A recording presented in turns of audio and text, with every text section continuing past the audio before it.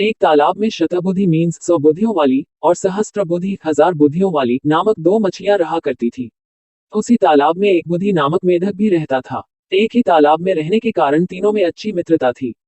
दोनों मछलियों शतबुद्धि और सहस्त्रबुद्धि को अपनी बुद्धि पर बड़ा अभिमान था और वे अपनी बुद्धि का गुणगान करने से कभी चूकती नहीं थी। एक बुद्धि सदा चुपचाप उनकी बातें सुनता रहता। उसे पता था कि शतबुद्धि और सहस्त्रबुद्धि के सामने उसकी बुद्धि कुछ नहीं है। एक शाम वे तीनों तालाब किनारे वार्तालाप कर रहे थे।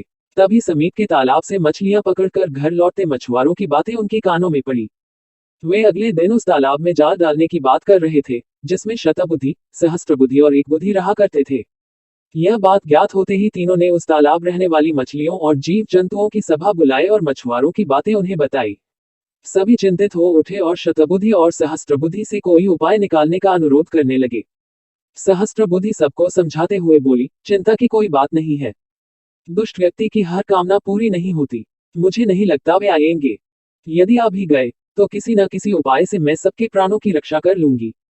शतबुद्धि ने भी सहस्त्रबुद्धि की बात का समर्थन करते हुए कहा, डरना कायरों और बुद्धिहीनों का काम है। मछुआरों के कथन मात्र से हम अपना वर्षों का गृहस्थान छोड़कर प्रस्थान नहीं कर सकते। मेरी बुद्धि आखिर कब काम आएगी? कल यदि मछुआरे आएंगे तो उनका सामना युक्तिपूर्ण रीति से कर लेंगे। इसलिए डर और चिंता का त्याग कर दें। तालाब में रहने वाली मछलियों और जीवों को शतबुद्धि और सहस्त्रबुद्धि के द्वारा दिए आश्वासन पर विश्वास हो गया। लेकिन एक बुद्धि को इस संकट की घड़ी में पलायन करना उचित लगा।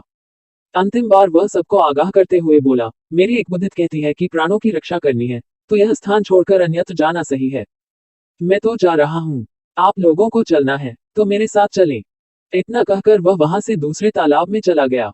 किसी ने उस पर विश्वास नहीं किया और शतबुद्धि और सहस्त्रबुद्धि की बात मानकर उसी तालाब में रहे। अगले दिन मछुआरे आए और तालाब में जाल डाल दिया। तालाब की सभी मछलियां उसमें फंस गई। शतबुद्धि और सहस्त्रबुद्धि ने अपने बचाव के बहुत यत्न करे, लेकिन सब व्यर्थ रहा। मछुआरों के सामने उनकी कोई युक्ति नहीं चली और वे उनके बिछाए जाल में फंसी गई। जाल बाहर खींचने के बाद सभी मछलियां तड़प तड़प कर मर गई। मछुआरे भी जाल को अपने कंधे पर लटकाकर वापस अपने घर के लिए निकल पड़े। शतबुद्धि और सहस्त्रबुद्धि बड़ी मछलियां थीं, इसलिए मछुआरों ने उन्हें जाल से निकालकर अपने कंधे पर लटका लिया था। जब एक बुद्धि ने दूसरे तालाब से उनकी ये दुर्दशा देखी तो सोचने लगा, अच्छा हुआ कि मैं एक बुद्धि हूं और मैंने अपनी उस एक बुद्धि का उपयोग कर अपने प्राणों की रक्षा कर ली। शतबुद्धि या सहस्त्रबुद्धि होने की अपेक्षा एक बुद्धि होना ही अधिक व्यवहारिक है। मॉरल, हमें बुद्धि का अहंकार नहीं करना चाहिए और एक व्यवहारिक बुद्धि 100 अव्यवहारिक बुद्धियों से कहीं बेहतर है।